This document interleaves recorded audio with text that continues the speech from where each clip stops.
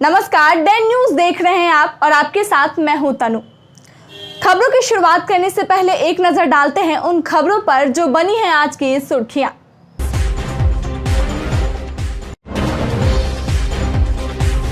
एक बार फिर पुलिस का मानवीय चेहरा आया सामने। बाइक सटने पर दरोगा ने एक मतदान कर्मी की लाठी डंडे से जमकर कर दी पिटाई।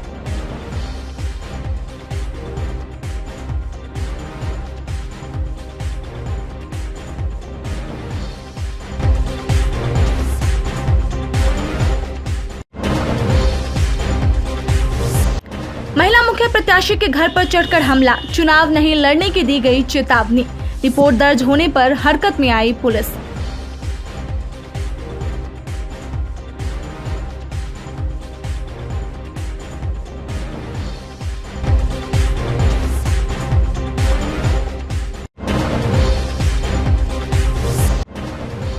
और धूमधाम से मनाई गई मोहम्मद साहब की जन्मदिन मिलादुन्नबी पर जिले के विभिन्न भागों से निकाला गया विशाल जुलूस।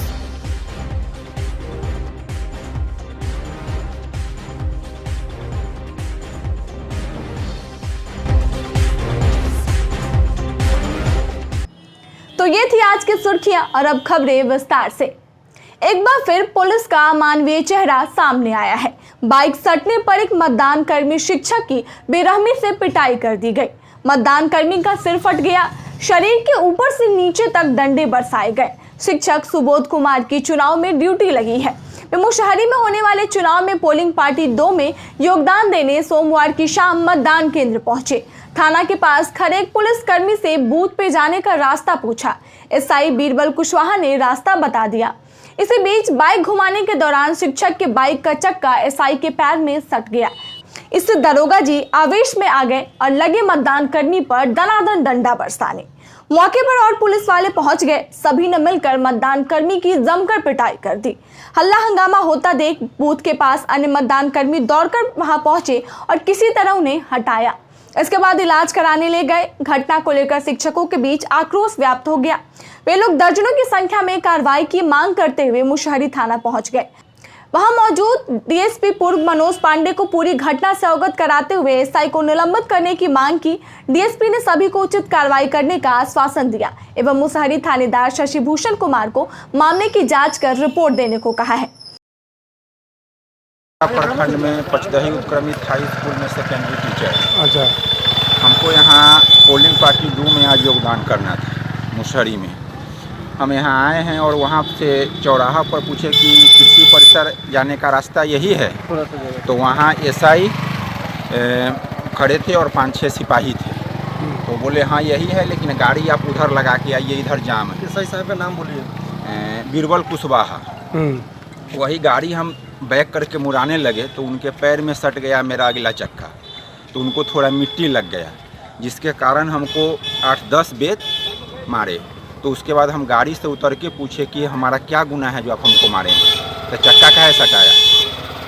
और इसके बाद फिर 5-7 सिपाही उनका और था, वह सब आके चारों तरफ से घेर के मारने लगा, दनादन मारने लगा। जिसके कारण हमारा सर भी यहाँ फटा है। 100 लाठी कम से कम पूरा देह पे मारा गया है, हर जगह मार के फुला दिया गया है। ये सब दिखाइए। ये सब मोबाइल इनका टेढ़ा हो गया। मोबाइल को मारा गया है कि ये पूरा टेढ़ा हो गया है। ये चीज कंपार्टमेंट देता है, किसी को ना कुछ देता है। ना हो गया ना, उसको सस्पेंड करवाएंगे। ये पूरा पर मारा गया है। किसी को नहीं दे रहा है। बात नहीं बोल रहे थे, एकता नहीं है। उसके बाद एक दूसरे प्रभारी आए, वो हमको जीप में बैठा के लेके प्राथमिक उपचार केंद्र मुशहरी में चले गए। मेरा गाड़ी वगैरह भी सब यहीं था, यहाँ से सब ले गए हैं। अभी डीएसपी साहब आए हैं, हमको गाड़ी भी नहीं दिया जा रहा था। हम बोल रहे थे कि हमको वहाँ योगदान करना है, हमारा मोबाइल बंद हो गया है, मोबाइल ख़राब होने के कारण वहाँ से भी कार्रवाई होगी, हमको वहाँ जाने दीजिए, चाहे नंबर हमको पोलिंग पार्टी से अपना बात करने दीजिए। अभी डीएसपी साहब थाना पे आए हैं, तब हमको गाड़ी मिला है और तब हम यहाँ पे। डीएसपी साहब ने क्या कहा कि इस पर उचित कार्रवाई होगी और उनको हम सस्पेंड करते हैं। पहले आप यदि ड्यूटी करने लायक हैं तो जाइए वीडियो साहब से मिलिए, वह क्या आपको आगे का गाइडलाइन देते हैं कीजिए और उसके बाद फिर आके आप मुजफ्फरपुर में चुनावी माहौल के बीच प्रत्याशियों का आरोप प्रत्यारोप का दौर शुरू है। इसी कड़ी में अहियापुर थाना क्षेत्र के सहवाजपुर में सोमवार की देर रात मुखिया प्रत्याशी के घर पर युवकों ने लाठी डंडे से हमला कर दिया। इसमें मुखिया प्रत्याशी के बेटे का सर फट गया।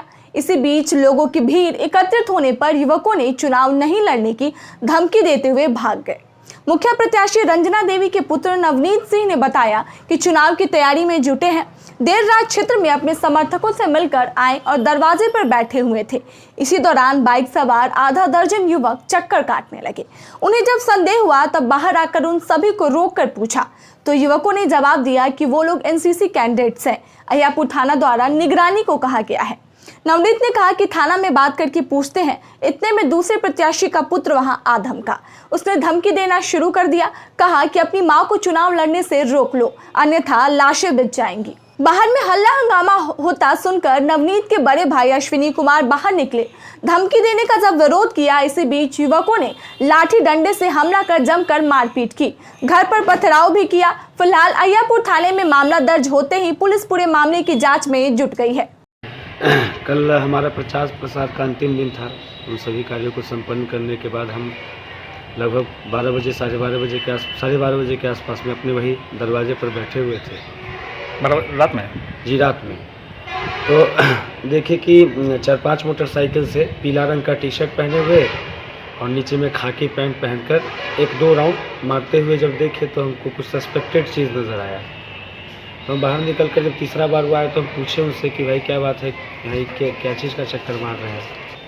पहले उनके पुत्र आए, पहुँचे वहाँ पर और बदतमीजी करने लगे। चुनाव में बैठ जाने की धमकी वाले शब्दों के साथ कि आप तुम लोग चुनाव में बैठ जाओ, नहीं तो तुम्हारा हश्र अच्छा नहीं होगा, लाशें गिर जाएंगे। ऐसे धमकी वाले शब्दों का उपयोग करके हमारे बड़े भाई हैं, अश्विनी कुमार नाम हुआ उनका, जब उन्होंने इन बातों को सुना तो वो घर से बाहर निकल कर आए और आवेश में उन्होंने भी कुछ बहस हुआ और बहस के बाद उन्होंने हम पर वार कर दिया। और हर लड़के के पास डंडा उंडा सब था। मेरे मोबाइल में भी एक वीडियो है उन लड़के के चेहरों का।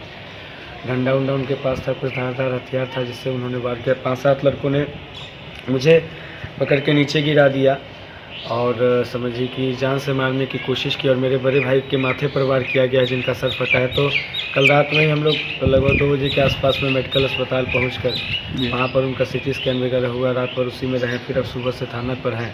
हमारी यही मांग है थाना प्रभारी महोदय से कि जो मुखिया प्रत्याशी पति सुनील शाही जी, उनके पुत्र मनीष कुमार जी, उन पर जल्द से जल्द गिरफ्तारी हो, उन पर जल्द से जल्द कार्रवाई हो कि किसी के भी दरवाजे पर रात्रि में 1 बजे पहुंचकर 15-20-50 लड़कों के साथ इस तरह से ज़बरदस्ती और मारपीट करना, उनका क्षति करना।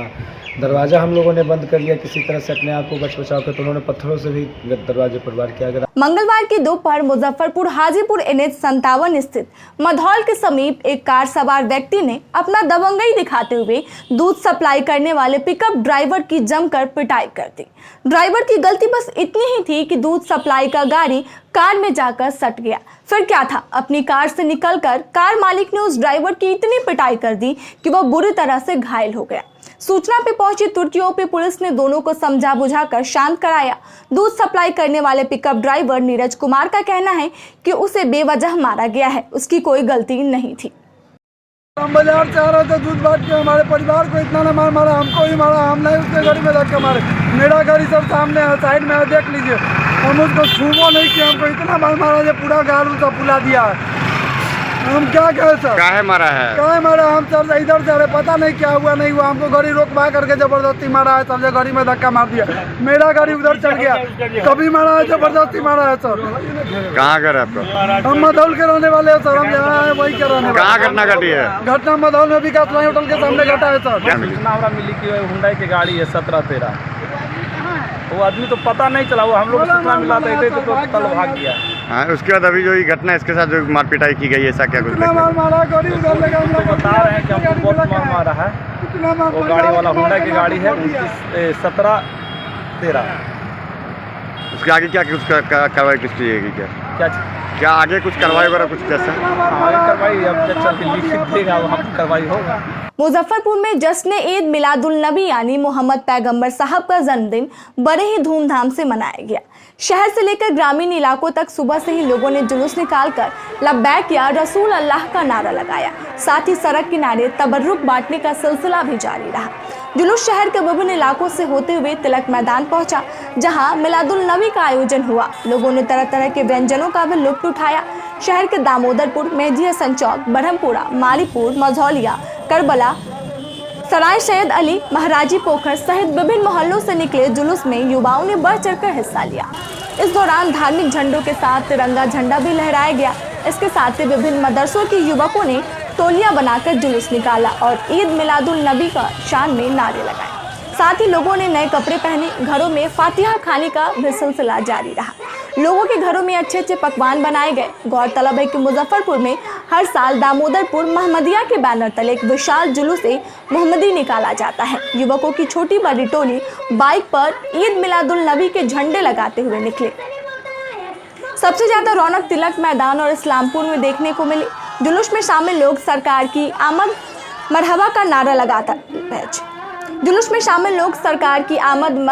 नारा लगा रहे थे। कहीं कहीं जुलूस में लोगों को फल शरबत दिए गए। जुलूस में बड़ों के साथ बच्चों को भी काफी तादाद दिख रहे।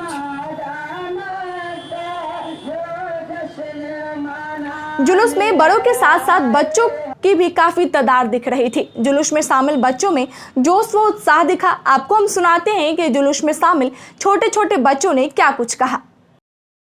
I am a Muslim. Almighty Allah is my Lord. Islam is my life. The Holy Quran is my guide. The last prophet, Hazrat Muhammad sallallahu alaihi wasallam, is my role model, and paradise is my goal. The Almighty Allah says in the Quran, and my Prophet alayhi salam says, Almighty Allah created my nur first, and then He created the entire universe from my nur. The nur of the Holy Prophet sallallahu alaihi wasallam was placed in the forehead of Hazrat Adam alayhi salam, and then he traveled through generation of pure bodies till it reached Hazrat Abdullah radiyallahu ta'ala an and Hazrat Amna radiyallahu ta'ala anha. The leader of the universe and the most beloved, peace be upon him, was born on Monday, the 12th Rabiul Awwal Sharif, accordingly 20 April 571 at the time of Subh Sadiq. मैं इस मौके पे पूरे मुल्क के बाशिंदों को मुबारकबाद देना चाहता हूँ और मैं ये कहना चाहता हूँ कि हमारे नबी की आमद इंसानियत के लिए बहुत बड़ा सबक है कि हमारे नबी ने मनशियात के ख़िलाफ़, स्मगलिंग के ख़िलाफ़, झूठ के ख़िलाफ़, जहालत के ख़िलाफ़ और औरतों के ख़िलाफ़ होने वाली ज़्यादतियों के बारे में आपने आवाज़ उठाई, दुनिया को इंसानियत का और मोहब्बत का सबक दिया। इसलिए आज ज़रूरत है कि पैगम्बर इस्लाम सल्लल्लाहु अलैहि वसल्लम की पैदाइश के मौके पे हम लोग उनकी तालीमात को समझें। नबी ने हर जुल्म के ख़िलाफ़ आवाज़ बुलंद की है। सच्चा मुसलमान वो है कि जो जुल्म के ख़िलाफ़ आवाज़ बुलंद करे और ख़ुद जुल्म न करे और न ही जुल्म बर्दाश्त करे। मेरा यही पैगाम है तमाम बाशिंदगान मुल्क के लिए, तमाम मुसलमानों के लिए, तमाम इंसानों के लिए। अस्सलामु अलैकुम व रहमतुल्लाहि व बरकातहू। यूनिसेफ के DAPM के निर्देशक विद्या गणेश के नेतृत्व में मंगलवार को मुजफ्फरपुर आई 7 सदस्यीय टीम ने जिले के शिक्षा एवं स्वास्थ्य व्यवस्था का हाल जाना। टीम में पटना और मुजफ्फरपुर के लोग भी शामिल रहे। जिला शिक्षा पदाधिकारी एवं सिविल सर्जन के साथ बैठक कर टीम मुशहरी के एक मध्य विद्यालय पहुंची। यहाँ यूनिसेफ के विद्या गणेश ने बच्चों के साथ बातचीत कर कोरोना काल में किस तरह पढ़ाई लिखाई हुई उससे जाना। उन्होंने शिक्षकों से कैचअप कोर्स और बच्चों में सीखने की प्रवृत्ति की स्थिति की जानकारी प्राप्त की। इसके बाद टीम मुशहरी PH से गई। यहाँ मरीजों का डाटा देखा गया। 7 सदस्यीय टीम ने यूनिसेफ के DAPM का निर्देशक Vidya Ganesh, ICO M4 R Wayne Wakley, CFO Nafisa Binte Safiq, PMI specialist Prasanna S, health officer M&E Rekha Raj, educational specialist Pushpa Joshi और child protection officer Gargi Saha शामिल थी। जी, मैं तुलनात्मक नहीं करना चाहती कि ये, क्योंकि हर जगह कोविड में डिफरेंसेस होती हैं। तो कभी कोई लोग वेव्स के बारे में बात करते हैं, कभी कहते हैं कभी किस क्षेत्र में ज़्यादा ऊपर हो रहा है, मगर हर पूरे वर्ल्ड में जो चर्चा हो रही है वो यही है कि वैक्सीन ले लें सब। अगर 2 डोज वैक्सीन सब ले लें तो सबके लिए अच्छा होता है। अगर ये वो कहावत अभी बन गई है, no one is safe till everybody is safe, तो वही हमारी मैसेज है कि सब लोग वैक्सीन दोनों डोज अच्छी दोनों ले लें, बिना टाइम वेस्ट करें। जैसा कि ये वैश्विक स्तर पे है ये कोरोना, ये कब तक समाप्त होने की संभावना रही है? अब ये देखिए, ये तो नई बीमारी है, तो कुछ साइड इफेक्ट भी देखेंगे। अभी उसके जो ट्रीटमेंट ऑप्शंस बढ़ रहे हैं, तो इसका मतलब जो कोविड सर्वाइवर्स हम बोलते हैं, लॉन्ग टर्म इफेक्ट्स के कोविड, अभी तो 1 ही साल हुआ है, तो उसके बारे में काफ़ी रिसर्च हो रही है। तो अभी बहुत इट्स टू अर्ली टू से ये 2-3 हमको फर्स्ट ऑफ ऑल ट्रांसमिशन कम करना पड़ेगा, और फिर कोविड से ट्रीटमेंट के ऑप्शंस बढ़ने होंगे, और टेस्टिंग जारी होनी चाहिए। तो ये सब चीज़ें तो अभी काफ़ी सालों तक चलेंगी। अब तो बच्चे को भी वैक्सीनेशन के लिए आदेश नहीं, अभी आदेश दिया नहीं गया है। अभी उसके क्लिनिकल ट्रायल्स चल रहे हैं, अभी पूरी डेटा आई नहीं है। उसके बाद सरकार बैठेगी कि बच्चों की भी वैक्सीनेशन करना चाहिए कि नहीं। मगर सबसे पहले जो 18 वर्ष से ऊपर की जो है, और सबसे ज़्यादा ये जो बुजुर्ग लोग हैं, उनके पूरी तरह से दोनों डोज की वैक्सीन ज़रूर देनी चाहिए। दहशतगर्दी के हाथों कश्मीर में बेगुनाह बिहारी कामगारों की हत्या के बाद पलायन शुरू हो गया है। पिछले 12 दिनों में रोजगार के लिए कश्मीर गए 4 बिहारियों की हत्या हो चुकी है। इससे सभी दहशत में हैं। घाटी में तकरीबन 5 लाख बाहरी कामगार है, इसमें आधे से अधिक बिहारी है। कश्मीर की घटना पर मुजफ्फरपुर के युवाओं में सरकार के खिलाफ आक्रोश है। क्या कुछ कहा, आप भी सुनिए।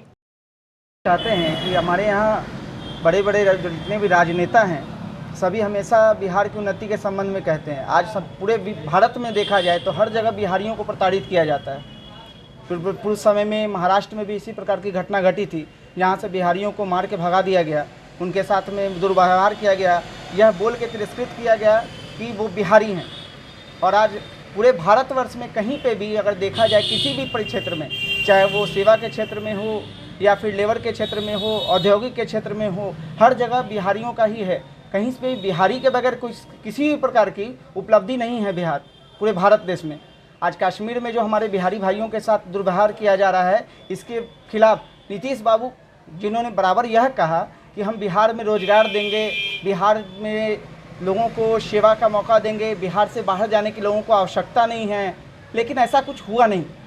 हम यह देख पा रहे हैं कि यार कहीं पे भी बिहारियों के साथ दुर्व्यवहार इसीलिए हो रहा है क्योंकि हमारे यहाँ व्यवस्था नहीं है। अगर हमारे यहाँ जगह है, हमारे यहाँ पैसा है, हमारे यहाँ मेहनत करने वाले लोग हैं, हमारे यहाँ बुद्धि विवेकशील लोग हैं, जो हमारी जनता है, जो हमारे भाई बंधु हैं, सभी मानसिक रूप से भी बहुत ज़्यादा हैं समृद्ध। बिहार में IAS है, IPS है, जो सबसे ज़्यादा बिहार से निकलते हैं। बावजूद इसके पूरे भारत में कहीं पे भी आप देख लें तो बिहारियों को ही तिरस्कृत किया जाता है, यह बोल के कि रे तू बिहारी हते। ऐसा क्यों होता है? इसके पीछे हमारे राजनेता हैं, जिनसे मैं कहना चाहूँगा कि वो आगे आएँ, और ये जो कश्मीर में हो रहा है इसके खिलाफ हम सभी को एकजुट होकर बोलना चाहिए। इस पर हम बिहार सरकार से मांग करेंगे कि हमारे जितने भी बिहारी कश्मीर में हैं, उनका सुरक्षा का जिम्मेवारी बिहार सरकार की है। और बिहार सरकार केंद्र सरकार से मांग करे, जो केंद्र सरकार 370 हटने के बाद जो बोलते थे कि अब किसी को कुछ नहीं होगा, इसका जिम्मेवारी भारत सरकार का है। तो ये बिहार सरकार से मैं मांग करता हूँ कि आप केंद्र सरकार से, बिहार और केंद्र सरकार दोनों मिलकर बिहार में सरकार है, तो इसीलिए आप भारत सरकार से, नरेंद्र मोदी सरकार से आप मांग कीजिए कि बिहारी जहाँ भी हैं उसका जिम्मेवारी, उनका सुरक्षा का जिम्मेवारी भारत सरकार का है। तो इसीलिए हम बिहार सरकार से मांग करते हैं कि आप बिहार में ही रोजगार दें, जिससे बिहारी को बाहर जाना न पड़े कमाने के लिए। और हम बिहारी के बिना कोई देश, कोई भी राज्य अछूत है। हम लोग के मेहनत के बदौलत ही हम लोग के मेहनत के बदौलत ही आज के डेट में जहाँ भी जिस राज्य में जाइए वहाँ डेवलप कर रहा है। बिहार क्यों नहीं कर रहा है? यहाँ पे कोई चीज़ का व्यवस्था नहीं। मैं इस चीज़ पे ये बताना चाहूँगा कि जो भी वहाँ पे मौत हुई है उसकी मैं बहुत ही कड़ी निंदा करता हूँ, क्योंकि वो भी किसी के माता हैं या किसी के पिता होंगे या फिर किसी के भाई होंगे या किसी के कुछ लगते हैं वो, ठीक है। तो उनका जान जाना तो मतलब ये तो सबसे बड़ा निंदनीय घटना है, ठीक है। और इसके लिए मैं सबसे बड़ा जिम्मेवार बिहार सरकार को मानता हूँ, क्योंकि उन्होंने यहाँ पे रोज़गार नहीं दिया है अपने बिहार में। अगर मान लीजिए रोज़गार अगर मिलेगा तो कोई भी बिहारी अपने जान को जोखिम में डाल के क्यों जाएगा दूसरे राज्य में काम करने? किसी की मजबूरी है तभी तो कोई जाता है कमाने। और सबसे बड़ा मुद्दा क्या है कि मतलब नीतीश कुमार बोलते हैं कि बिहार में सब कुछ है, बाहर है, ऐसे है वैसे। आपने लॉकडाउन में ही देखा था, मतलब लाखों लाख बिहारी पैदल चल रहे थे, उनको कोई पूछा तक नहीं कि पानी पीना है या क्या करना है आपको। लेकिन मैं चलिए जो हुआ सो हुआ, मैं इसकी निंदा करता हूँ। कश्मीर घाटी में जो हमला हुई है, हमारे बिहार के कुछ भाइयों जो मारे गए हैं और लगातार मतलब हत्याएं हो रही है। मैं बिहार सरकार से नीतीश कुमार को यह कहना चाहता हूं कि अगर बिहार के रोजी रोजगार रहता तो बिहार के नौजवान बाहर नहीं जाते 2 वक्त की रोटी के लिए। और ये सारे कांड होने के बाद बिहार सरकार कह रहे हैं कि 2-2 लाख की मुआवजा दी जाएगी। मैं यह कहना चाहता हूं बिहार सरकार को कि 2-2 लाख से क्या उसकी सारी ज़िंदगी परिवार के कट जाएगी। और मैं यह कहना चाहता हूं बिहार सरकार को कि वो परिवार को किसी एक को गवर्नमेंट जॉब दिया जाए। तो हैं हमारे बिहार के मुख्यमंत्री, लेकिन इसमें बहुत युवा पीढ़ी के लिए अभी कुछ नहीं कर पाए हैं। हम लोग भी भटक रहे हैं। ऐसे बहुत बेरोजगार है जो मतलब भटक रहे हैं। अच्छे योग्यता है, एजुकेशन है, लेकिन बिहार को एकदम नष्ट करके रख दिए हैं। सारे बेरोजगार है एकदम। कहते हैं तो बहुत है लेकिन करते कुछ नहीं है। बीजेपी भी रोजगार का वादा किए थे, 10 लाख। नीतीश कुमार भी वादा किए थे। वादा तो करते हैं लेकिन अभी तक कुछ हम लोग को समझ में नहीं आ रहा है, कुछ दिखाई नहीं दे रहा है। सारे वादे करते हैं लेकिन कुछ अटर पटर, लेकिन विकास के मामले में, रोजगार के मामले में कुछ नहीं है। सारे प्राइवेट कर दिए हैं। क्या सरकार? सरकार का मतलब है सरकारी, यहाँ खाली प्राइवेट सब बेच दिए हैं। सोमवार की देर रात शराब तस्करी की सूचना पर करजा पुलिस ने एक यूपी नंबर स्कॉर्पियो का पीछा किया। पुलिस को देख स्कॉर्पियो सवार गाड़ी छोड़कर मौके से फरार हो गए। जब पुलिस ने स्कॉर्पियो की तलाशी ली तो पुलिस के होश उड़ गए। गाड़ी पर शराब नहीं बल्कि चोरी की गई बकरी थी। सभी बकरी के मुंह पे टेप साटा हुआ था ताकि वह चिल्ला ना सके। पुलिस की माने तो चोरों के द्वारा बकरी को चुरा कर ले जाया जा रहा था। फिलहाल पुलिस गाड़ी नंबर से शातिर चोर की पहचान करने में जुट गई है। मेन रोड हो या वार्ड की गलियां, हर जगह आवारा पशु विचरण करते नजर आते हैं। इन बेखौफ आवारा पशुओं की लड़ाई में राहगीर के चपेट में आने के साथ ही आवागमन भी बाधित होता है। खासकर बुजुर्ग एवं बच्चों को परेशानी का सामना करना पड़ता है। लेकिन इन सब के बीच नगर निगम इन आवारा जानवरों की समस्या से निपटने के लिए कोई खास कवायदा करती नजर नहीं आती है। आवारा जानवरों के कारण शहर के बच्चे और बूढ़े घर में कैद होकर रह गए हैं। इन सब के बावजूद आवारा जानवरों को पकड़ने का अभियान ठप पड़ा हुआ है। सरकार इन पशु की देखरेख एवं संरक्षण को लेकर करोड़ों रुपए खर्च कर रही है, लेकिन जिला पशुपालन विभाग और नगर निगम की लापरवाही के कारण स्मार्ट सिटी के मेन रोड पर मवेशियों को घूमते देखा जा सकता है। स्थानीय लोगों का कहना है कि बहुत बार निगम के पास शिकायत दर्ज कराई है, लेकिन हर बार निगम कर्मियों के टाल मटोल व्यवहार के कारण निराश होकर लौटना पड़ा है। वहीं निगम प्रशासन की माने तो पशुओं को पकड़ने पर पशुपालक के कोप का शिकार होना पड़ता है, जिस वजह से निगम कर्मी आवारा गाय को पकड़ने से परहेज करते हैं। आज मैं अपनी बाइक बनवाने आया हूं, क्योंकि हमारी कचहरी बंद चल रही है कि आवारा पशुओं से और इतनी कचरा नगर निगम की लापरवाही है, इससे आने जाने वाले को आए दिन हादसा का सामना करना पड़ता है। बड़ी ही अव्यवस्था है मुजफ्फरपुर के लिए। अब हिसाब बना हुआ है, हर चौक चौराहा जाम लगा हुआ है, कोई निदान इसका नहीं निकल रहा है। काऊ कचर मशीन भी आ गया, जो बैन होता है काऊ कचर वो भी आ गया, और 2 मौतें 3 मौतें पहले भी हो चुकी हैं आवारा पशुओं से। क्या और मौतों का इंतजार कर रहे हैं? अब तो लगता है वैसा ही है। आप जैसे देख रहे हैं कैसे पशु जो है पूरे रोड को कैप्चर किए हुए है, और कचरा का डिब्बा भी आधे रोड पर पड़ा हुआ। परेशानी यहीं की है या सभी जगह? नहीं भैया, परेशानी पूरे मुजफ्फरपुर की है लगभग है, क्योंकि टावर पर जाइए तो आपको 2-2 घंटा जाम का सामना करना पड़ रहा है। और इतनी महंगी पेट्रोल हो गई, इतनी कोरोना की महामारी चल रही है, पॉकेट ढीला करना पड़ रहा है। कोई व्यवस्था दिखाई नहीं दे रहा। लगता है कि यहाँ पे स्मार्ट सिटी में है। ये तो देख के नहीं लगता, अखबार में पढ़ते हैं बस वही लगता। देखिए, आप मुजफ्फरपुर के पानी टंकी के पास खड़े हैं। ये धरोहर है, इससे मुजफ्फरपुर की पानी टंकी की एक पहचान है। ठीक है, आप देख रहे होंगे कि यहाँ पे पार्क का निर्माण हो गया, लेकिन नगर निगम की उदासीनता के कारण आप देख रहे हैं कि यहाँ पे कचरा पूरा छिटा हुआ है। दूसरी बात है कि सही से उठाव का तो कोई काम ही नहीं होता, ला के यहाँ पे गिरा दिया। ये गिराने का जगह नहीं है। अगर गिराना ही था तो फिर यहाँ पे जो है 22 लाख रुपए लगा के पार्क क्यों बनाया गया? आप 10 कदम आगे चलेंगे, वहाँ पे शुल्क शौचालय है, वहाँ पे एक डस्टबिन है, लेकिन बहुत छोटा डस्टबिन। फिर शहर से कचरा उठा के लाता है, वहाँ पे डाल देता है। शहर से कचरा उठा के जाके आप कहीं इंटीरियर में डालिए जहाँ पे इसका घर की है।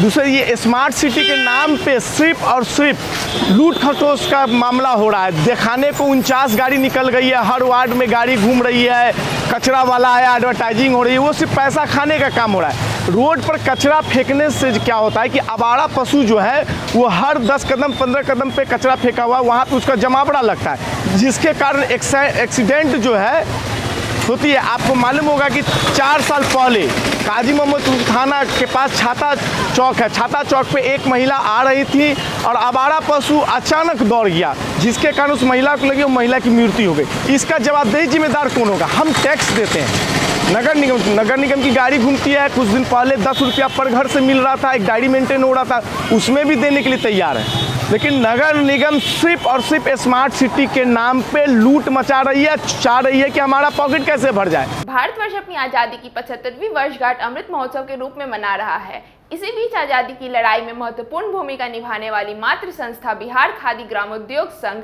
अपनी स्थापना की 66वीं वर्षगांठ 20 अक्टूबर 2021 को खादी महोत्सव के रूप में मनाने जा रही है। यह जानकारी बिहार खादी ग्रामोद्योग संघ के अध्यक्ष अभय कुमार चौधरी ने दी। उन्होंने बताया कि महोत्सव 2 सत्र में आयोजित की जाएगी। पहले सत्र में विचार गोष्ठी, खादी सामग्री का विमोचन और खादी के क्षेत्र में काम करने वाले लोगों को खादी गांधी सम्मान से सम्मानित किया जाएगा। दूसरे सत्र में खादी समागमन का आयोजन होगा, जिसमें बिहार के साथ देश के प्रमुख खादी संस्थाओं के प्रतिनिधियों का समागमन होगा। समागमन में मुख्य रूप से झारखंड, पंजाब, हिमाचल प्रदेश, नई दिल्ली, ओसम, श्रीनगर, पश्चिम बंगाल, उत्तर प्रदेश के संस्थाओं के प्रतिनिधि आएंगे। मौके पर मुजफ्फरपुर खादी ग्रामोद्योग संघ के मंत्री वीरेंद्र कुमार भी मौजूद रहे।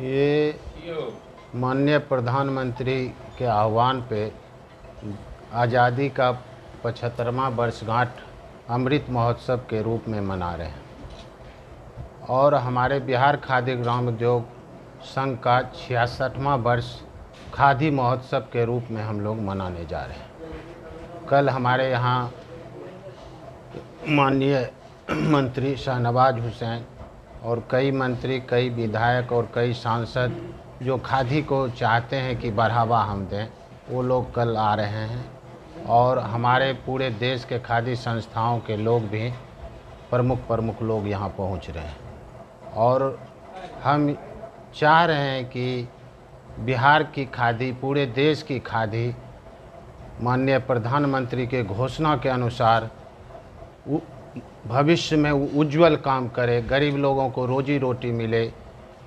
इसी के आधार पर हम लोग ये कल का आयोजन रखे हैं खादी महोत्सव के रूप में। टाइमिंग क्या है? टाइम है 11:30 बजे से। उसमें क्या क्या हो रहा है? कार्यक्रम में पहला टर्म में तो मंत्री जी के द्वारा उद्घाटन होगा समारोह का और अपना वो पहला जो मंत्री लोग हैं अपना हम लोग को मार्गदर्शन देंगे कि कैसे खादी की विकास हो। उनके मार्गदर्शन से हम लोग आगे बढ़ेंगे। दूसरा टर्म जो 2 बजे से रखा गया है उसमें है कि जितने भी खादी संस्थाएं हैं और खादी के पदाधिकारी लोग हैं वो लोग इस पर मंथन करेंगे कि आखिर आगे हम लोग कैसे खादी को बढ़ावा दें और गरीब लोग को रोजी रोटी हम कैसे अधिक से अधिक लोगों को दे सकें। कोरोना से निर्णायक जंग जीतने के लिए सभी का वैक्सीनेशन होना बेहद जरूरी है। ऐसे में बिहार कोरोना टीकाकरण अभियान को गति देने के लिए भाजपा जिला अध्यक्ष रंजन कुमार के द्वारा मंगलवार को टीकाकरण अभियान चलाया गया। जिला अध्यक्ष रंजन कुमार ने बताया कि कोविड टीकाकरण महाअभियान 19 अक्टूबर, 29 अक्टूबर और 7 नवंबर को चलाया जाएगा। वहीं डॉक्टर प्रणब राज ने बताया कि कोरोना वायरस से बचाव के लिए टीकाकरण ही एकमात्र सुरक्षित उपाय है। आज लगभग 200 लोग को टीकाकरित किया गया है। 150 अप्रोक्स अभी तक। और कुछ ये आज ये हम लोग डॉक्टर्स फॉर यू के तरफ से हैं, ठीक है। और ये आज नरेंद्र मोदी जो हमारे प्रधानमंत्री, इनका लक्ष्य था 100 करोड़ वैक्सीनेशन आज के कंप्लीट हो चुका है, ठीक है। इसके लिए यहाँ पे ये हमारे ये डिस्ट्रिक्ट ये बीजेपी का डिस्ट्रिक्ट प्रेसिडेंट रंजन सिंह, ये हम लोग का यहाँ पे बोलना है और सारा कुछ हम लोग वैक्सीनेशन कर दी सारे लोग। आज की खबर में बस इतना ही। कल मिलेंगे कुछ नई और ताज़ा तरीन खबरों के साथ। तब तक के लिए हमारी पूरी न्यूज़ टीम को दीजिए इजाजत। नमस्कार।